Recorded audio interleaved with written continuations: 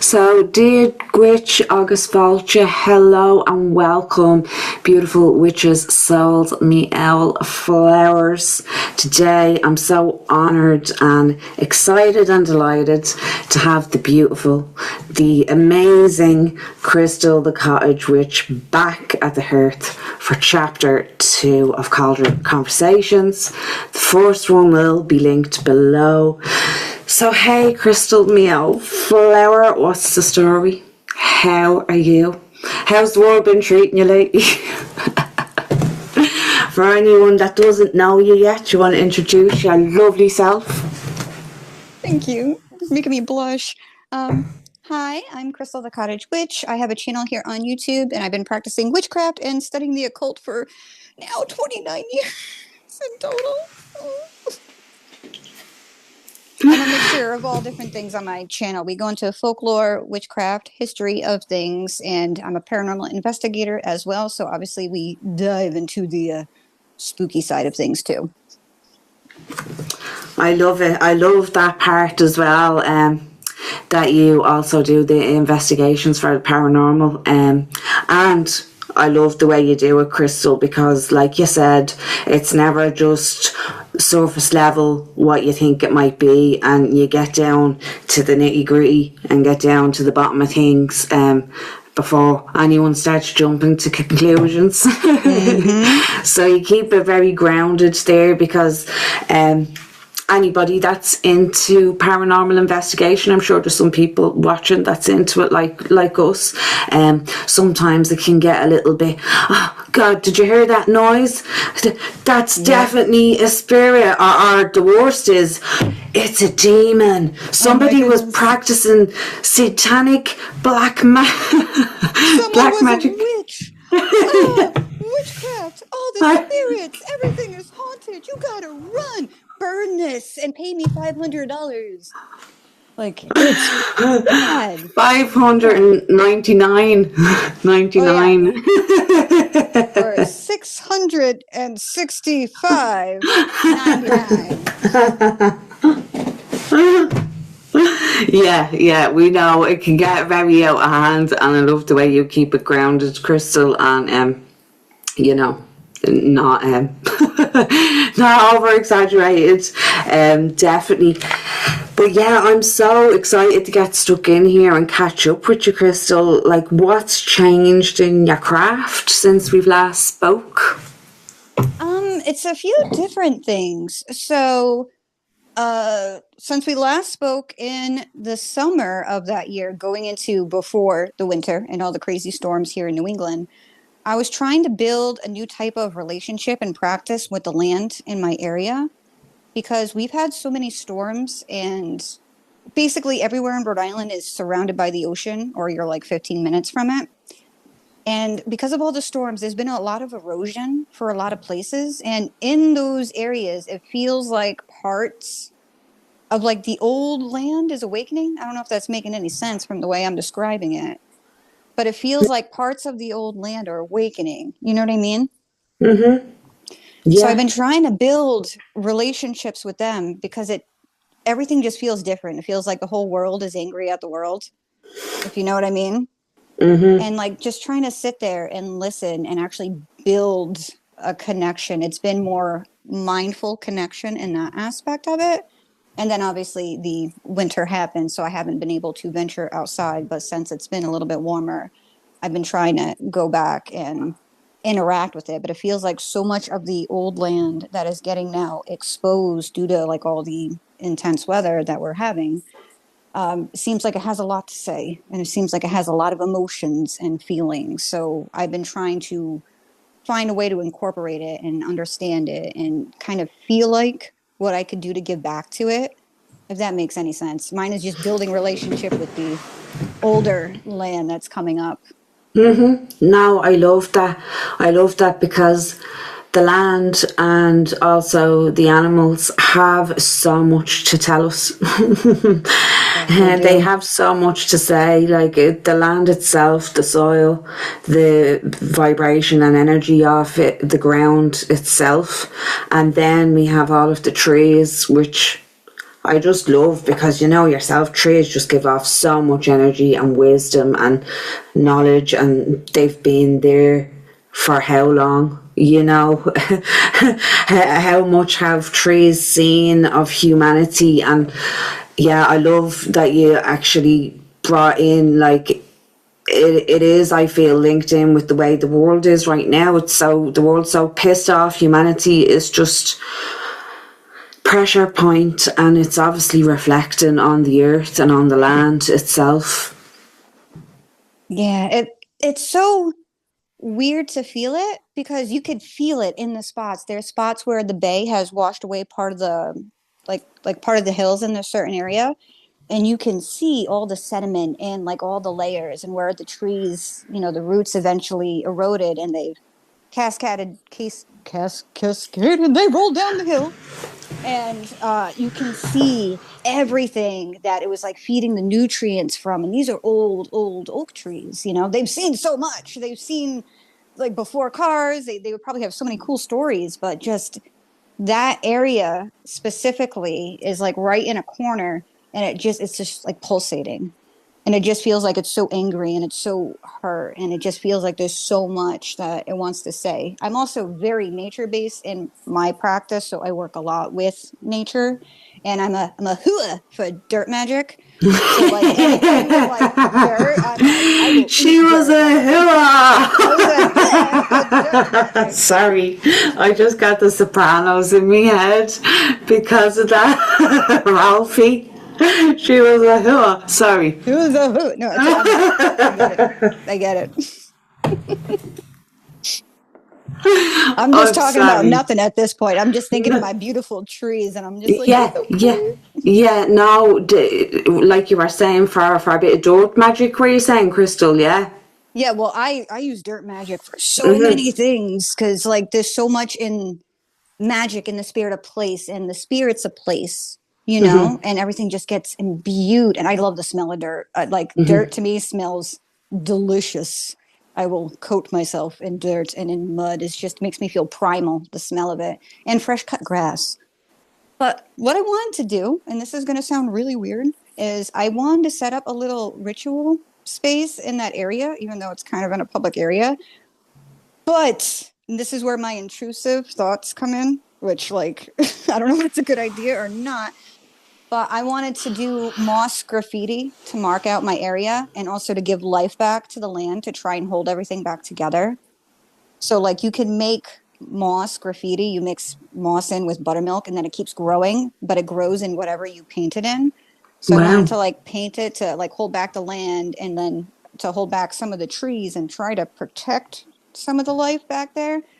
But I also don't know if that counts in guerrilla gardening warfare in my area, so I got to look into that. But that was something that I've been, like, clearing out, because I was like, if I could just do a little ecosystem in here slowly and secretly to tie everything back together, and then still get the old dirt up.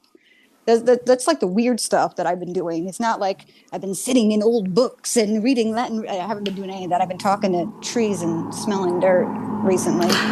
Well, that is so important, though. It is, like, I feel it's important no matter what type of witch you identify as, or what you mainly do in your practice, even if you do a lot and bring it all in. Just being human alone, we do need to go out and connect with nature and connect with the earth and feel the dirt, like, because we can get so, you know, disconnected with not only the EMF frequencies that's all over the place, but like also being in the four walls, like, and we know that buildings are the most dense, like, thing, and they hold so much memory and energy and containment, if that's what you want to call it. So yeah, I totally agree with you getting out and getting into the nature, and especially with that winter we're after having as well. Oh yeah, because I always reprogram my walls around the wintertime, because I get the regular seasonal depression. I'm in an apartment, so it's shared walls. So I constantly reprogram my walls, because I work with the gypsum and the selenite and all the crystals that are in, like, the paint of the walls and in the drywall. But it's still not enough. I need to, like, hug an actual tree. I need to talk with the tree. I need to like replant myself and run around barefoot and just be. I need to completely disconnect. I'm not even on really any social media. I'm just on YouTube, but sometimes that even feels like it's too much screen time. I'm very much, I'd rather be outside in nature. That's my vibe. Yeah, no, totally, because like it can be so easy as well to just get wrapped up into scrolling. Ooh. Hello.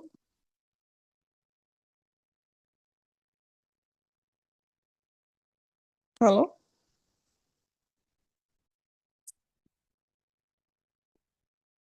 I'm touching nothing. Hello. Hello.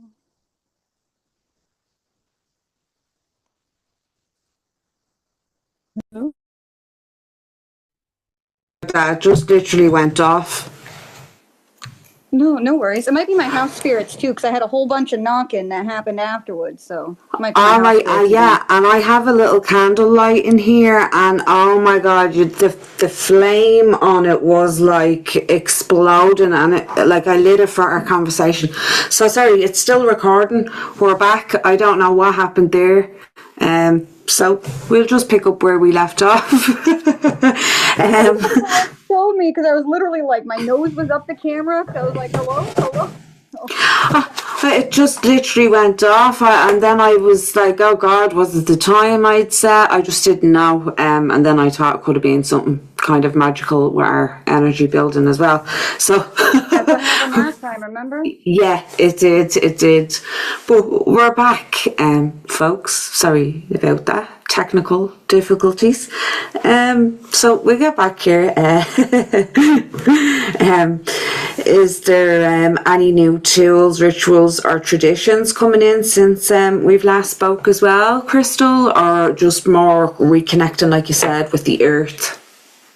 Well, I've been more reconnecting with the earth, but I've been breaking my ring camera. Sorry. Give me one moment.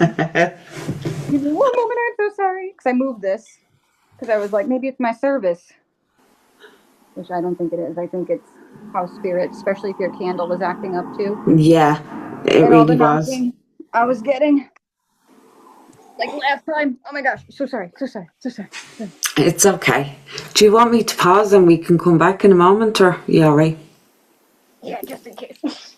Yeah, okay. We'll be back in 2 moments, guys. Thank you for waiting with us.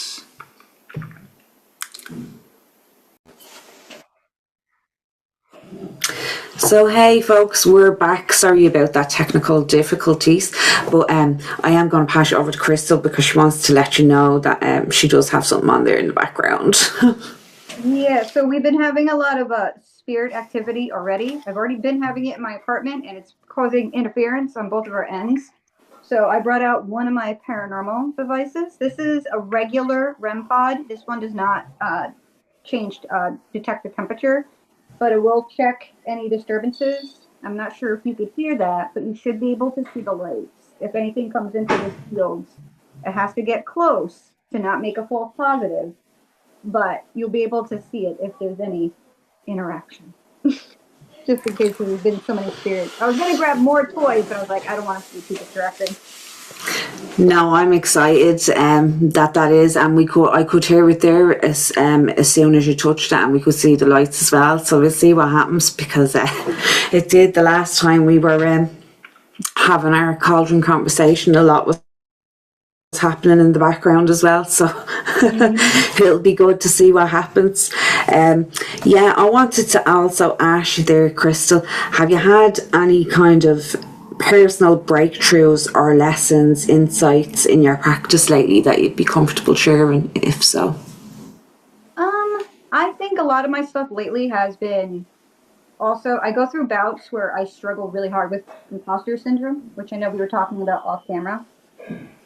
So I struggle very hard with imposter syndrome a lot because it feels like I have no authority to be talking about the things that I do. I have no authority to be trying to share information and knowledge, and I had to rein myself back in and listen to myself and allow myself to, again, take up the space for myself. But because of that, I used to journal a lot, and I would write down like every day, like my intuition thoughts, like what my vibe was going to be for the day before, like I drew any cards, before I drew any runes or drew my bones or did any ink stuff. I would write down my intuition vibe for the day, and I stopped doing that. But when I talk to my friends, we very openly communicate our feelings. We talk about anything and everything, and they've been kind of keeping track of it for me since I haven't been, since again going through that bout of imposter syndrome. So they'll remember when I say something or about an emotion or about a feeling or I always call everything as a vibe because it's just a very convenient word that sums up so much in it. So everything's a vibe, but they'll point out how I was always spot on with the vibe. And sometimes it's nice to have someone in your corner to kind of bring back, to like help you and point out the things about yourself, because sometimes we could be our own biggest critic and we can get in our own way more than anybody else. So I want to get back into doing my intuition journaling and my little things that I used to do every day. Like my notebook is still over here. I just need to start writing in it again. Wow, no, that's really powerful. And can I just say, Crystal, that you have 26 years of amazing knowledge and experience. So if you ever feel that, think no, that there's always gems of knowledge that somebody's going to pick up off you. And also, your energy and the way you deliver things is amazing. You know, it's magnetic and it's inspirational. So definitely keep doing you, keep taking up space, keep doing your amazing unhinged intros, and keep doing your amazing work of the knowledge that you bring, because you go in depth in so much of your work and in your content. I don't even want to call it content because I feel like it's library knowledge that you're putting out. You know, it's grimoire secrets and experience and tips and tricks, and like it's all come from your experience that you've walked through. So definitely keep taking up that space. And I love how you mentioned about journaling as well. That's actually something I've been doing lately, and something that I've been wanting to get into in the mornings as a routine. And it's also something that I'm going to do as a course later on to add to the soul retrieval. But yeah, it's amazing that you have the people in your corner, and that they can, you know, give you that confirmation and reiterate back to you what you've already been doing and how one point you were. So yeah, I love that. Keep doing you, keep putting yourself out there. I wanted to also ask you, looking at your life now as the amazing, beautiful witch that you are, what threads are most alive for you right now? What trends are alive for me? Threads, my Dublin accent. Treads, like a tread. Like a needle and thread. I have the worst Rhode Island, New England accent, so like, I'm also deaf, so trying to think what threads. Yeah, or just what even feels most alive for you right now, like in the world, in your practice. I feel like I make my life. This is gonna sound so like artist, whatever. But I feel like I do my life as like everything is a patchwork practice. Like everything that I am, everything that I do, they're kind of shaped and influenced by each person that Oh. spirits too, but each Yeah. person and spirit that I've met. You know, they're all little pieces of me that I only put like my own twist on. I don't even know if this is answering the question that distracted me. And then I was like, what am I even talking about? I'm talking about I'm trying to think.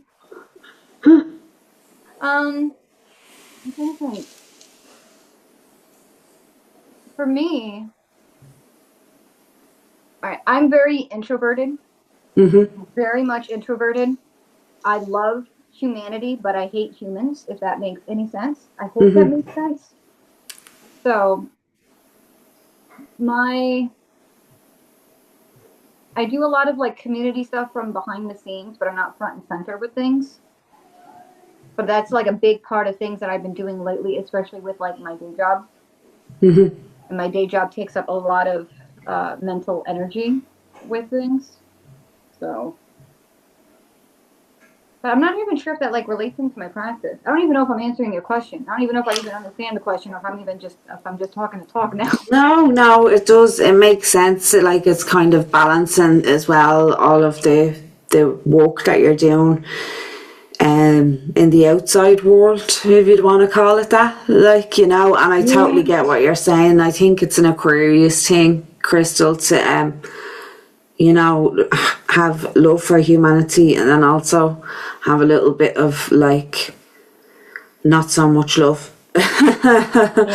You know, it's just especially with all of the hurtful shit and people, you know, that's there. It could kind of it just be a little bit disheartening sometimes, I suppose, but we're moving on up, as they say.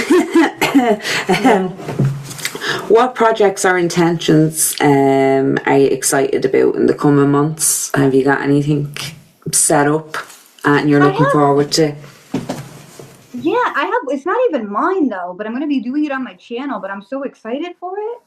One of my friends, her and her family. Well, she's come from El Salvador. Her family still lives in El Salvador, and they've had so many brushes with the paranormal, the supernatural, and the folklore of that region, as well as like witches in that area. And out of nowhere, she like started asking me about it because I met her through my job, and I never really delved into like my like openly like I'm a paranormal investigator and a witch and like a clown and all this stuff. So I felt very honored that she felt comfortable to ask me about these things without me having to kind of put myself out there first, that she already felt comfortable. But she has so many stories, and she's going to come on my channel, and she's going to talk about like her family's history living in that area with all their supernatural run-ins and all the folklore that they run in, because it's like where they live, it's tied into their everyday life. And I am so excited to hear the stories. So I was like, don't fully tell me everything. I want to hear it like in the moment, but I am so excited to hear everything because she has like so many stories with everyone, and her and her, I don't know, it just makes me excited because I like hearing. That might have been me. No, it wasn't. Okay, spirits are excited too. I'm very excited to hear everything that, you know, because everybody's good, like it's nothing bad, but I just love hearing people's lived experiences when it comes to folklore and how different but yet the same folklore is, if that makes any sense. There's like core bones of things, even though it's named differently in other places, but a lot of them have very similar like bone structure to them. So to me, it's just like, I don't know, it's fascinating, and I'm so excited to hear her stories, and I can't wait. I'm like counting down the days. It's only like 3 more days, but still. Oh, that's really exciting. Yeah, no, that's really exciting, Crystal. And sorry, what part did you say she was from again? She's from El Salvador. I'm not sure if she's gonna. Yeah, I'm not sure if she's gonna say like where she's. So obviously, no, yeah, she doesn't need to say. I was just thinking because, like you said, the folk traditions. I'm really interested in the different folk traditions from around the world as well. I'm just thinking, would Santa Muerte or Brujeria come into her threads of her experiences? Yeah, she's mentioned. I have a terrible Rhode Island accent. That's why I'm going to let her pronounce all the names. Yeah. But she's had a lot of brushes with it, and she's brought some things up to me. And I'm like, well, this is what I know. I don't, practice any of it, but I was like, this is what I know of this, and this. Did any of X, Y, and Z start to happen? And she's like, oh my God, yes, blah, blah, blah, blah, blah. And that's when I was like, oh my God, tell me everything I want to know. But she's going to come on and share like her stories, her experiences. And what's cool, I guess cool is being a paranormal investigator, I like to know as much as I can about different magical practices, different belief systems, so on and so forth. That way, if something is going on in a house, a lot of people just label everything as the same thing. Everyone sees something that they don't understand, and they're just like, this is witchcraft, or this is Satanism, demons, bad, blah, and they don't bother to understand anything at all.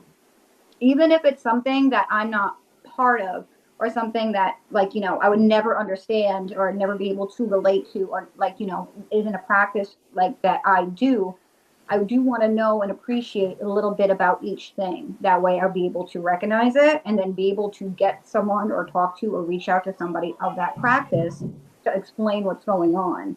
So I prefer people like, I'm not going to be able to pronounce the names. I'm not going to be able to give lived experience. I know stories in that area, but she has the lived experience.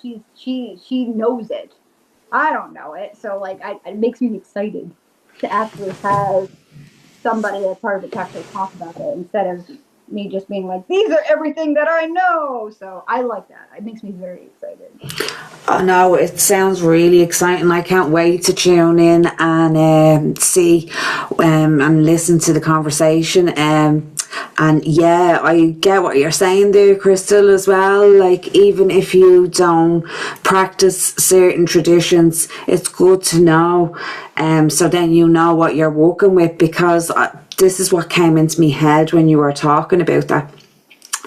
Do you feel like, just for example, somebody that had a lot of religious conditioning, and maybe they're still undoing that, or maybe they are even still, like, conditioned by religion, in that mindset, as we know, would they, like, probably straight away turn into thinking it was a demon of some sort, coming out of the bleeding depths of hell, instead of just maybe it's not even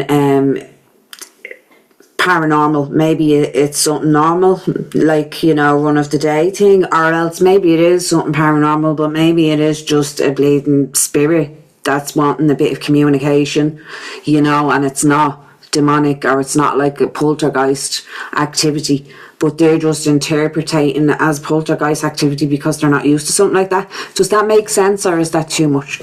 No, that makes perfect sense. I did a video on this not that long ago, because for residential cases have to be taken very seriously. I think before I had mentioned where I wasn't part of an investigation of a place, but they called me into cleansing.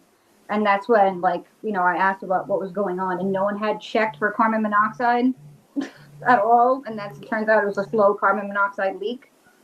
But a lot of the residential cases, I think almost all of them, if not all of them, every single one always assumes that it's a demon in their house.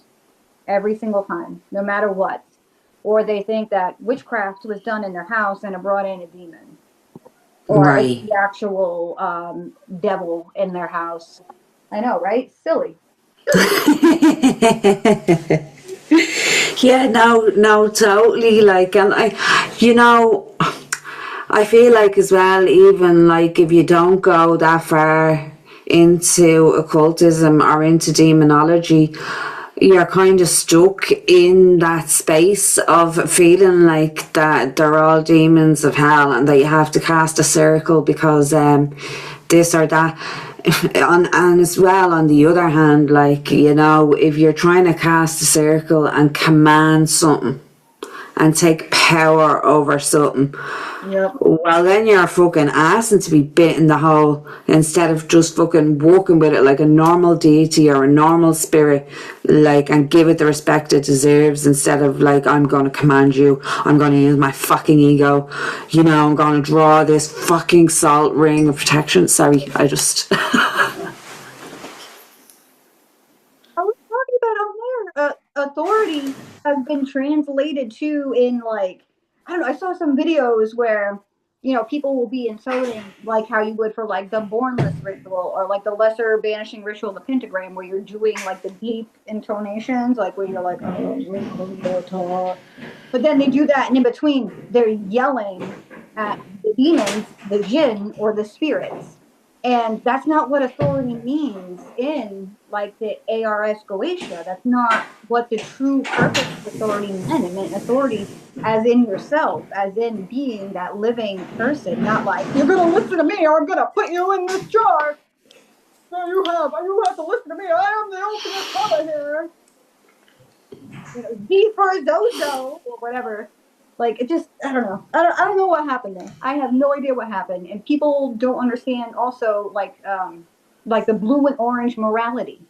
That is a completely different thing. We view the world as humans, so we view it through good and evil, because to us, there is good and evil.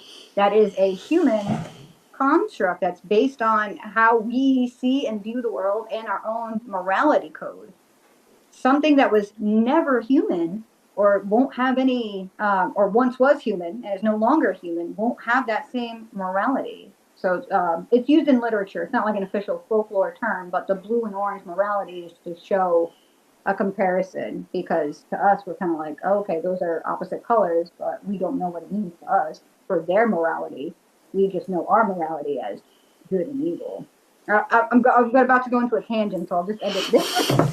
No, I'm totally with you there, Crystal, because like I feel like as well when we're in the human body, you know, the emotions is turned up to like 100. Mm-hmm. You know, whereas like when you're not in a human body, your emotions isn't as high, because you don't have a nervous system for one. Yeah. You know, so there's a lot of factors like that goes into it. So yeah, being in a human form versus not being in human form, or else, like you said, were you ever in human form? You know, we don't, what kind of spirit are you even dealing with, like, you know, but to just straight away go to demonic, satanic is like an old fucking outdated record at this stage. But like, I still do have that little bit of empathy for them, obviously, especially with the conditioning. Like, I can understand where the fear comes in. These people are terrified because it's all over YouTube, it's all over TV. Like, oh, we went to this old house, got traced out by a demon, and it picked my nose, or whatever it is. But like, these people are so scared because it's made out to be this big, huge thing, and there's so much fear and dogma that people want to leave their whole entire homes. Like, there's people who were like packing up their homes trying to leave because they really thought that there was a demon in their house, and they were so terrified, and they were like, they wouldn't sleep, they were trying to drink holy water, have their kids drink holy water in some of these cases. Like, they really will believe it, but I think so much of it is pushed as a form of entertainment. But for people who actually have that belief and that fear, I don't think these people who do it for entertainment realize how much that will mess with somebody, and it could turn something into a more dangerous situation all the way around, if that makes any sense. Yeah, no, totally. I think like you said, the people that are doing it on YouTube for to get clout or to get views, or, you know, making it up, they're not indoctrinated, for one. You know, they're not conditioned with fear either, like, because they're going into these places and doing this shit in the first place. But for somebody that has been indoctrinated or feared, like, of course they're going to feel like that. You know, I don't know, did I mention, were we talking about the Hellfire Club in our last conversation? No? No, but I know all about the Hellfire Club, and I love, well, I don't love the story of what No, but I know. Yeah. Yeah, no, I love it as well. I love the lore, I love all of it. Yeah, you know, obviously the debauchery and all of that, you know, I'm not too down with, but yeah, the fascination of it, you know, it's the education of what all this went on. It's just like, this isn't the mystery. Yeah, the mystery of it as well. You know, like, as we know, the original Hellfire Club was formed over in England, and then there was one made or brought over formed up in the Dublin mountains there, on the top of Montpellier Hill, and the ruins is still there today. Like, you know, I remember growing up, anybody that is from Ireland, even if you'd looked that up, like one of the big stories was that the devil turned up there back in the day, playing a hand, got a full house, and somebody looked underneath and saying the hooves, blah blah blah blah blah. But the amount, and there was meant to be like sacrifices gone on and demonic fucking cats and all this shit, you know. And basically, yeah, it was the Freemasonry. There was debauchery. There was probably like whatever going on. I wouldn't really say there was too many rich sacrifices going on, to tell you the truth. I think that's all like being blown out of proportion. But and anyway, the whole reason why I'm saying this is because we were brought up with that story and indoctrinated with that story. And when I started going camping, the first place I went was the forest at the back of that Hellfire club, because I was like, you know what, if anything's going to happen to me, it'll happen there, and fuck it, let's see what happens. And it came to that night, and I wasn't, now in all fairness, I did take a little microdose just to help of little nature. But yeah, I just ended up connecting with the trees, and I wasn't one bit afraid, and it was grand. Do you know what I was more aware of was maybe that there was going to be people going up there to drink late at night, because that's what happens. Like, there can be a lot of men and stuff going up, so I was more worried about that than actual spirits coming to get me, you know, out of the Hellfire Club. So yeah, now obviously I didn't stay in the actual ruins, but the reason why was because it wouldn't be safe to stay in there, because people do go up there to drink, you know, and stuff like that. But yeah, you know, I think that broke any kind of dogma that I had, especially with the stories we were brought up with that place, and I got nothing but good energy off it, to tell you the truth. Yeah, I've been like that for like a lot of haunted places. Like, I never grew up in a religious household. Everybody else around me was religious, and then before me and after me was religious. I was somehow, not that anyone cared about myself, maybe, I don't know how to word that. My salvation, I guess, was different, but I was never brought into like extra religious things. So like, I don't have that full understanding of what it would actually be like. But when I go to these haunted places, because like anywhere that's haunted in Rhode Island that you could think of, like big famous houses and other locations in Rhode Island, Connecticut, Mass, whatever, I've been there. The only time I've ever been freaked out at, well, any time I'm ever freaked out as a place is if I think there's people. I'm never scared by spirits or energy. You know, animals can make me a little iffy. Like, I've been in woods chasing cryptids. There was like a dogman werewolf sighting, so we had to figure it out to see if it was like a coy wolf misidentification or even a bear, because we got bear here, or someone pranking somebody or something real. I'll be fine in the woods by myself, but as soon as I think I see another person, that is when I'm terrified. Spirits, doesn't even matter how dark the legend is, don't scare me. You know, as long as I'm not in a basement around bees or around a toaster. If the toast scares me, I'm fine. Yeah, no, I totally hear you there, Crystal. Like, I do watch a lot of Ubrex, is that what you call it? Like urban exploration and yeah, I watch a lot of that, and you know, sometimes I watch little compilations of them gone wrong, and it's like they're going in to explore a building and there's somebody in there, somebody homeless living in there, or somebody doing something dodge, and like they have to try and get out of there, and that's when it's always dangerous. You know, it never really gets dangerous with like some spirits that might be around there haunting the place. You know what I mean? So yeah, I think you definitely have to have your wits about you and be careful once you're seeing somebody else in a remote place like that, you know? Yeah, that's what's scary, because like when I was homeless, the safest place to stay would be somewhere that you would think was haunted, where people thought was haunted. Like, my mom was always too scared, so we mostly just slept outside versus trying to go into an abandoned building, because you also don't know who else is in the building with you. Most people aren't scared of being alone. It's the fear that you're not alone. Do you know what I mean? So being alone doesn't scare you. If you're alone in a big building, it's the fact that you might not be alone. But it's the perfect hideout for when you're homeless. It's perfect. I know, thank you. Perfect space, because you don't, anyone that's there, you can make all these noises. You could scare them off. anything that you do, they're going to think it's a ghost, and then they're going to be scared off and run. And then you just have people randomly coming in to kind of keep you company. You know, it's sad. Like, homelessness sucks, and it's terrible, and that is a whole thing on of itself. But when people want to go to these places that aren't run by caretakers or whatnot, that are left abandoned, they never think of that. They just think like, oh, it's a spooky place, no one's going to want to be here. But I'm like, when you're homeless and on the street, living in or squatting in a homeless house is actually one of the safest places that you can be. It's like guaranteed to be one of the safest places, because everything that you do, everyone gets freaked out and they think it's a ghost. Everyone's all like, oh, we would investigate. They don't. They run. So. Yeah.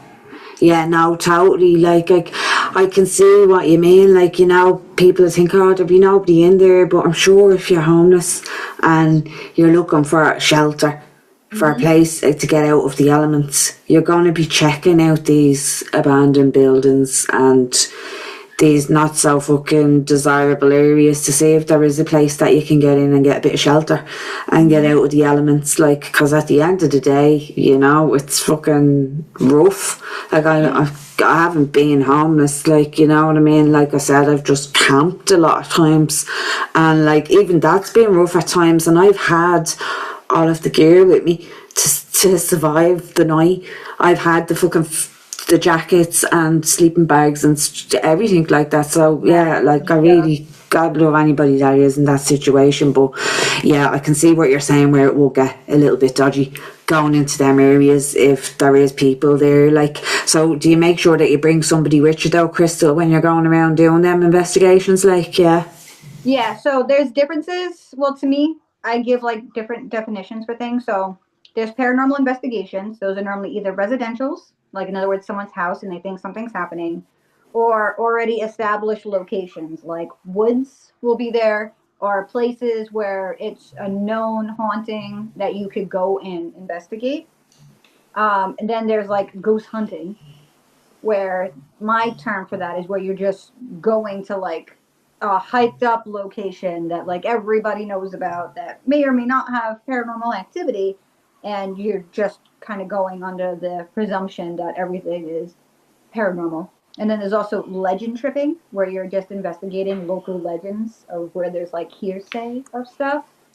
But all of them, I always make sure that there's one person with me. When we do the ghost hunting and the legend tripping, I won't go into any abandoned buildings that are more than 2 buildings connected, unless we have like at least 8 people with us, because there's so many rooms, because there's so many asylums in this area that are abandoned. Most of them are knocked down, but they're all open, like all the glass is out, there's no doors, so there's animals as well as people in and out. And since no one likes to go there, it's also, you know, nefarious things can happen in there, and if you witness something, you know what I mean? So make sure that some of them, it's not worth it. And come here, Crystal, like, what energy do you get off them? Because anytime I've watched like Uberx explorations and they go into all asylums, I can fucking feel the energy myself, and I'm only watching it and I can feel the energy in the place. So like, what is it like being in them? So I hate them. I really don't like them. I actually have a cremation tag from somebody that was at the Danvers State Asylum, which is only like maybe an hour away from me. All of the ones over here, like we had the lad school here in Rhode Island. Right. And that, like, so much stuff went on there. It just feels like so much anger and sorrow and discomfort and like creepy, crawly, dirty, grimy vibes. And it just makes me want to cry as soon as I come in, because there was just so much mistreatment and terrible energy. I've been in like regular hospitals too, like abandoned hospitals. Well, part of abandoned hospitals like Zamborini and stuff like that. And those don't feel as heavy as compared to like Taunton, which is like in the heart of here we have we have a few paranormal triangles. So I'm on the edge of the Bridgewater Triangle, which is like a whole area where there's UFOs, Bigfoot, paranormal sightings, so on and so forth. And the Bentington Triangle is a little further up. But in the middle of one of the triangles that is next to us is this, it's now knocked down, but it was a asylum. And being in there was just, it was like nauseating. It was so heavy. being in there. It's like you could feel cries. It's like you could feel fingernails at doors. You could feel screams. You could feel you feel everything. And everything that happened there was terrible. Like, some people actually really did care about the people that were there. Some people honestly did care and tried to take as good as care of them, and some other people just took advantage of their position and their situation. And it's like a constant battle in there. I'm somewhat glad, I know, right? I'm somewhat glad that they are knocked down. So if, the spirits were wandering, they could get some peace, but I also feel like some of them maybe should have been made a memorial to all the people that were lost because of all the malpractice and experiments. And the person that I have for their cremation tag, they found, I think, 2,000 just bags of cremated remains locked up in a room, no names. No one has any names. They had to throw them all away because there was no family. So, I took one because they were just going to throw them away. They weren't even going to put them in a museum. So That's crazy. I've been trying to figure out their name, but that's crazy. So much is coming into me head there when you're saying all of that. Well, I wanted to ask you in a minute, what you do for clearing yourself afterwards, and also, did you ever help any spirits cross over and stuff like that? But then I also wanted to just say the energy of that kind of feels similar to what one of the old Magdalen laundry buildings would be like, and then it also seems similar to there was an asylum down the country that was shut years ago, and it's just ruins now, and the energy feels really heavy in that. And then there's another place as well called Wicklow Jail, and it's an old historic jail, and I feel like I've heard of that one. You might have, when you walk into the jail, there's a thing right up the top of it where they used to kind of hang people. Yeah, and like a gallows section. Right? Yeah, they'd be just hanging. Yeah, they'd be just hanging, and so for that's the first thing you see when you go in there. And then the conditions in the jail was really bad up until a certain year, and then even at that they were still bad. But there's a dungeon downstairs in it as well, and there's a couple of rooms down in this dungeon, and oh god, just the energy of that place was really, really heavy and intense, and I wasn't even fully spiritual at that time, and I could still feel it, and it just sounds a bit similar to what you're saying there, but have you ever had to help any spirits cross over in any of them situations when you've been exploring? So I don't feel like, for me personally, it's my place to make a spirit crossover. So if whenever I interact with any spirits, well, first I do a lot of tests to make sure it's actually a spirit, but I just speak to them like I would with anybody else. And I remind them that they don't have to be trapped, but if they feel like if they're trapped, to give me a very specific sign. So it depends on the room that we're in. So I was like, if you feel like you're trapped in this room, if I have balls set up, I'll be like, can you move that green ball if you feel like you're trapped here? And then if that ball doesn't interact, then I'll try and talk to it more, just kind of narrow down, to make sure it's not residual, if it's something intelligent, if it's not something projecting or being played back, or to make sure I'm actually talking to something that has awareness. But I also reminded that it's also more than welcome if it wanted to. And I know there's going to be so many people who'll be like, this is bad, don't do that. But I also reminded that if they felt lonely and didn't want to hang around there anymore, they're more than welcome to come back to my house under the agreement that they don't mess with my other home spirits and my loved ones and ancestors that are here and the nature spirits in the area. And if anything wonky tries to get in, they're my little guard system. Just protect the space. But if they wanted to come and go, they're more than welcome to. Other than that, I'm not going to tolerate any funny business. But if they felt lonely and they didn't want to be there anymore, and if it was depressing, I was like, you can come back to my house if you want. So I have my little spiritual army, and I know some people are like, you don't know what you're inviting back. Like, how many places have you guys gone to? Oh, I think everybody works with spirits differently, and everybody has a right to work with them whatever way they want, you know. And yeah, building up an astral army like that is amazing, like, you know, and inviting them to the space on them conditions sounds brilliant. Like, they're obviously needing somewhere and some energy to be around rather than where they're after being. You know what I mean? So, yeah, no, totally. That's really powerful, Crystal. And do you feel like just more so them heavy ones where it's an asylum or something, what do you kind of do to like clear your energy or cleanse yourself after them ones? Oh, like after I'm leaving there and with the vibe? Yeah, like So, when you're finished doing your investigation and stuff and you're going home to your safety of your little your cottage. sanctuary. Yeah, your so sanctuary. if I know that's where I'm going to be, because I've done some like blind ones where I've been asked to join other people, but I'll be like, okay, I'd rather not know the history of where we're going, just so like I'm not, if, because I know a lot of haunted, that sounds conceited, I don't mean that in a conceited way, but like I know a lot of the haunted things, a lot of the haunted places in New England, especially, and I've been to a lot, and I know the stories and the folklore and the history. So I'm like, if I know where I'm going, I don't want to pull from that and put things in my head before I get there. So if I don't know I'm going, I just have my general protection stuff, like certain necklaces, amulets, sigils on the bottom of my shoes constantly. That way I'm not picking up energy while I'm walking and whatnot. Like if I do like my nails, little sigils underneath the nail polish, like little random things if I know I'm going to be touching things in the environment. But if I know I'm going somewhere, I do like a full like body oils, my all my grounding stuff, all my stuff for protection, depending if it's like going to be emotional or if it's going to be like physical. Like if a lot of physical stuff happened in the place, I'll do my oil sprays, perfumes, and clothes around that. And every time that I'm leaving a room, like if I'm interacting, if we're sitting in a room for a while, I like do this weird thing where like I stomp my feet a few times and like I clap my hands and then I'm like moving the energy around me and I'm like basically playing patty cake with myself and then I just comb through myself super quick just so everything that's heavy isn't clinging to me.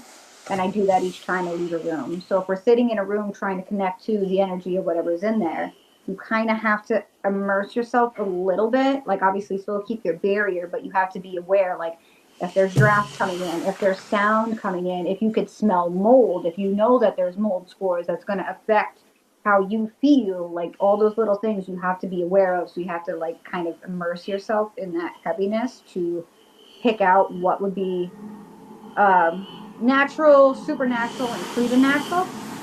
And then after I leave, I literally just stomp and shake all my energy. And then when I get home, I literally make myself a friend bath. But the sigils on my shoes, because I do that for all my shoes, I always redo those before I go. Because that's a big spot where I pick up energy. And then if I wear any like hats or whatnot too, I just safety pin a sigil up there for like my crown and my feet. Yeah, no, that's what I should have asked that as well. I suppose you do a good bit of protection and work before you even be going to them places. So I suppose you don't have to do as much clearing then when you're leaving, like depending on what it was. More mental because I'm just thinking about everything that happened.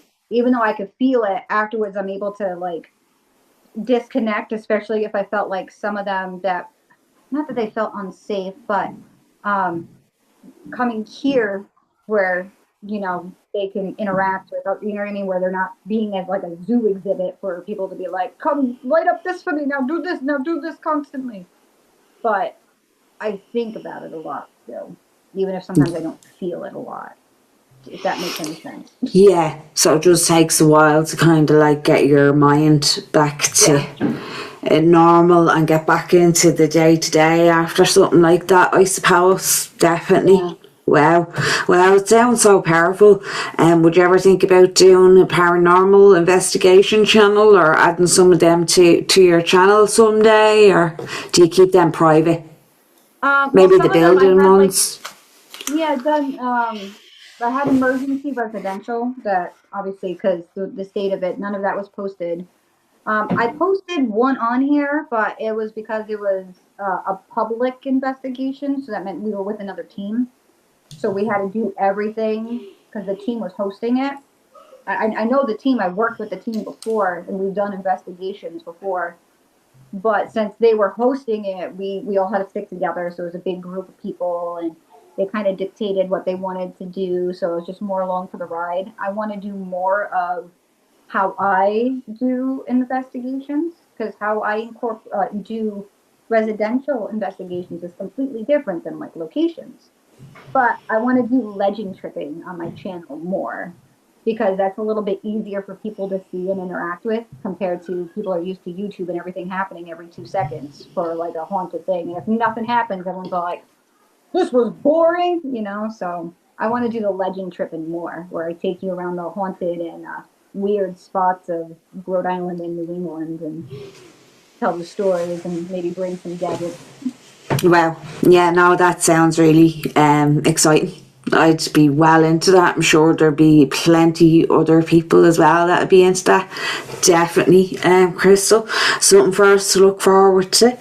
And I suppose I have to keep watching this time there, Crystal. I don't want to be taking up your whole day. So I suppose another question before I can ask for the final blessing. What does your craft look like on an ordinary day right now? It honestly varies because sometimes if I wake up late for work, I don't have time for like my little mantra as I wake up and I'm walking around. So sometimes I'm just all like, gotta get coffee, gotta get coffee, gotta get coffee, and that's all I do. But there's a little bit of it in everything, like the way I stir my coffee, everything that I whisper into my coffee, talking to my house spirit. Did you hear it go off that time too? Yeah, I'm after being. Yeah, I've heard it each time. It's after being going off loads there. I know. So I want to make. Yeah, that's me up here. Yeah, that's me. But, like I talk to my house spirits a lot. If I have certain workings going out, sometimes I'll leave out coffee or tea because coffee is like my favorite thing. So I always share my favorite thing with with whatever spell, with whatever spirits, or with whatever deities I'm working with. So if I'm working or have any workings out, then I'm brewing. They get the first cup, I get the second cup of coffee. But then sometimes I'm rushing and I'm just kind of like, oh, hold on, guys, hold on. So sometimes it's just little things like that. I'm talking to my house, making a cup of coffee. If I have something bigger going on, I'll be sitting with it and talking with it. It's mostly a lot of talking. That's it. House spirits, plants, spells. Yeah. Lately, that's what I've been doing for Yeah. Just bringing it into your everyday, like, and see what's picking your fancy, so you don't kind of like plan a lot out or be doing spells every day. I think some people think witches to be just sitting in the lair with the bleeding cloak on by the cauldron every day. Every day. But no. It would be kind of cool and magical, but definitely not. We don't do spells every single day. It doesn't make you less of a witch if you don't. We do a lot of little things that are wrapped up, but yeah, definitely not. The book, you know what I mean? Yeah, no, totally. Like, sure, it's a lot of energy though as well, like, you know, to be doing certain things, like, so, yeah. Doing the little things every day, like you said, storing intention into your tea, charging your water.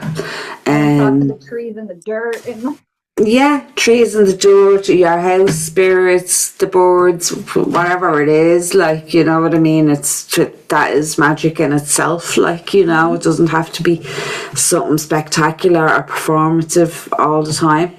Yep. Definitely. Practices for you. Huh? I said your practices for you. You don't have to make it look pretty for whatever reason, you know. Yeah, totally. If I feel like everybody's practice is unique to themselves, and you know, it doesn't have to be, again, what Hollywood has made it out to be perceived. And come here, if you had a blessing, a ritual, or a spell that you would like to leave the listeners or the viewers with, Crystal. I'm trying to think of something that would, because we were talking about like spooky stuff and negative energy.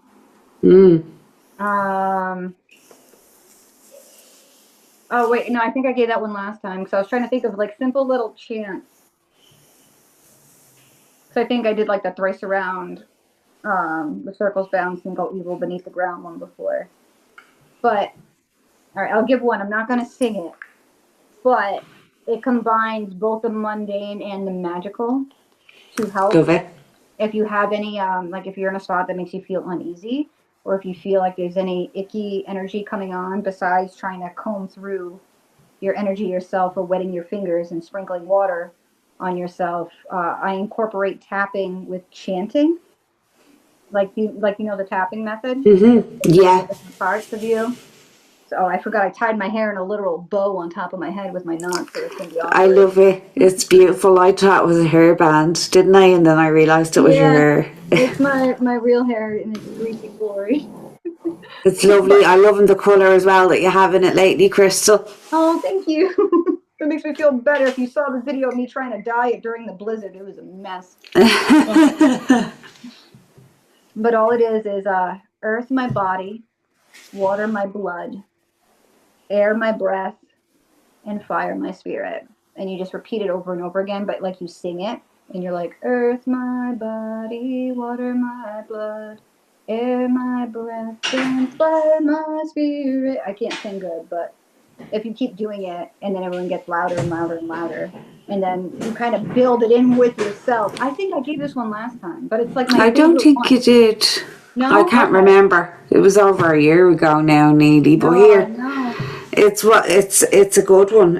And like you said, it's easy to do. You know, especially if you're feeling overwhelmed or if you're wanting to just release whatever it is. It's a good way to get it out of the body. Mm-hmm. Definitely. Some people don't like shaking and convulsing. I'm one. I'll be like, I'm a tree. I'm getting this all out this way. But people don't like that. So trying to combine the movement in a different way. Yeah, shake it out or get it out in some way, even the tapping, like if you're not wanting to do a little twerk down. Oh yeah, that's how Oh yeah, do whatever you can to get rid of that energy and get it released. That's a brilliant one. Crystal, and thanks so much for coming on. I'd love to stay and chat even more, but I know that you have things to do today, and I'm so grateful for you coming. And maybe we'll have a part 3 down the line. Who knows, guys? But definitely go and check Crystal out. I'll have all of her links below for her YouTube and such. Go over and check her out, give her a little bit of love, and thanks so much, Crystal, for coming on. Go with me and my guts. It was brilliant. It was amazing connecting with you and catching up again. Thank you so much for having me again, Hazel. We're full circle again, you know? Circling it around. Sorry. I'm getting into the dance moves. I'm probably going to have a dance party after this now. Yeah. Release some of the energy there after being built up. But no, that was really, really powerful and amazing. And thanks so much for coming to the Hearth again, Crystal. And thanks so much for everything you do. And keep doing you and putting that amazing energy out to the world. So thanks, beautiful witches, souls, meowflowers, for joining us. We'll be back soon. Take care. Goodbye for now. Slán, go fáil.